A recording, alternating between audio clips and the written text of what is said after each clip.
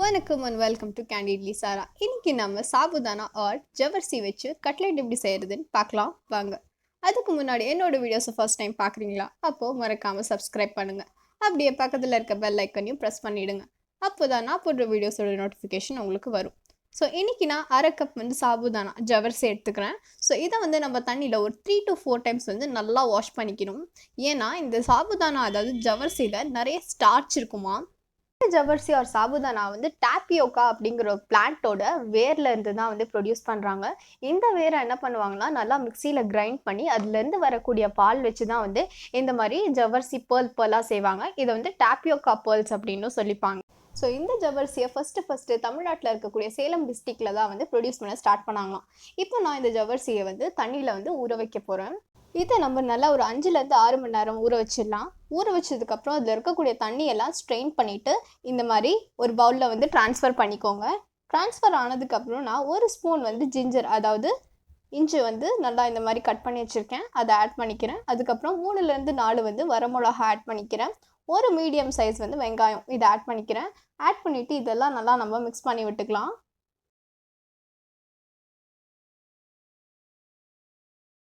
So இந்த மாதிரி நல்லா மிக்ஸ் ஆனதுக்கப்புறம் உங்களுக்கு தேவையான அளவு நீங்கள் உப்பு ஆட் பண்ணிக்கோங்க.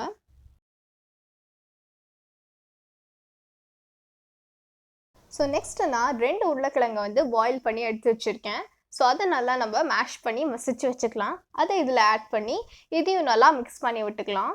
ஸோ ஜென்ரலாக இந்த சாபுதானா கட்லெட்டை நார்த் இந்தியன்ஸ் நவராத்திரி அப்போது ஃபாஸ்டிங் அதாவது விரதம் இருக்கும்போது செஞ்சு சாப்பிடுவாங்களாம். அவங்க செய்கிறது ரொம்ப பிளெயினாக இருக்கும். பட் நான் இன்றைக்கி எப்படி செய்ய போகிறது இல்லை. நான் சவுத் இந்தியன் ஸ்டைலில் கொஞ்சம் மசாலாஸ்லாம் ஆட் பண்ணி செய்ய போகிறேன். ஸோ நெக்ஸ்ட்டு இந்த மாதிரி நல்லா நம்ம மிக்ஸ் பண்ணி விட்டுக்கலாம். இந்த மாதிரி மிக்ஸ் பண்ணதுக்கப்புறம் நான் கருவேப்பிலை ஆட் பண்ணிக்கிறேன். கருவேப்பிலை ஆட் பண்ணிவிட்டு நான் ஒரு கப் வேர்க்கடலையை ட்ரை ரோஸ்ட் பண்ணி மிக்சியில் அரைச்சி வச்சுருக்கேன். அதையும் இதில் ஆட் பண்ணிக்கிறேன். இப்போ நான் அரை ஸ்பூன் மிளகாத்தூள் ஆட் பண்ணிக்கிறேன். 1/4 ஸ்பூன் கரம் மசாலா ஆட் பண்ணிக்கிறேன்.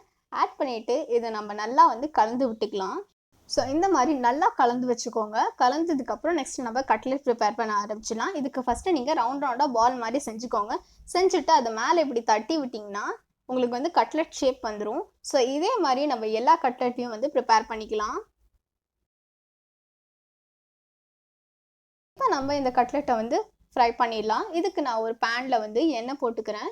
எண்ணெய் போட்டுட்டு இந்த செஞ்சு வச்ச கட்லெட்டெல்லாம் நல்லா கோல்டன் ப்ரௌன் கலர் வர வரைக்கும் நம்ம ஃப்ரை பண்ண போகிறோம். ஸோ நாம் செய்ய போகிற இந்த சாபுதானா கட்லெட் பார்த்தீங்கன்னா வெளியில் ரொம்ப கிறிஸ்பியாகவும் உள்ளே ரொம்ப சாஃப்டாகவும் இருக்கும். ஸோ இந்த டிஷ் நீங்கள் எவ்வளோ நேரம் ஊற வைக்கிறீங்களோ அவ்வளோ நல்லா இருக்கும். ஸோ இதை நீங்கள் நிறைய நேரம் ஊற வச்சிங்கன்னா வெளியில் நல்லா கிறிஸ்பியாகவும் உள்ளே சாஃப்டாகவும் இருக்கும். இதே நீங்கள் கம்மி நேரம் ஊற வச்சு பண்ணிங்கன்னா உங்களுக்கு குக்கே ஆகாது ஜவர்சி. ஸோ வாயில் சாப்பிட்டா அப்படியே ஒட்டும். இந்த கட்லெட்டை ஈவினிங் டைமில் நீங்கள் செய்ய போகிறீங்க அப்படின்னா காலையிலே ஊற வச்சுருங்க. ஊற வச்சிட்டிங்கன்னா உங்களுக்கு கரெக்டாக இருக்கும். இந்த மாதிரி நல்லா கோல்டன் ப்ரௌன் கலர் வர வரைக்கும் நம்ம இதை ஃப்ரை பண்ணி எடுத்து ஒரு டிஷ்யூ பேப்பரில் வச்சுக்கலாம். ஸோ அவ்வளோதாங்க, நம்மளுடைய சாபுதானா அல்லது ஜவர்சி கட்லெட் ரெடி ஆகிடுச்சு. இந்த டிஷ்ஷை மறக்காமல் நீங்களும் ட்ரை பண்ணி பாருங்கள். எப்படி இருக்குதுன்னு கமெண்ட் பண்ணுங்கள்.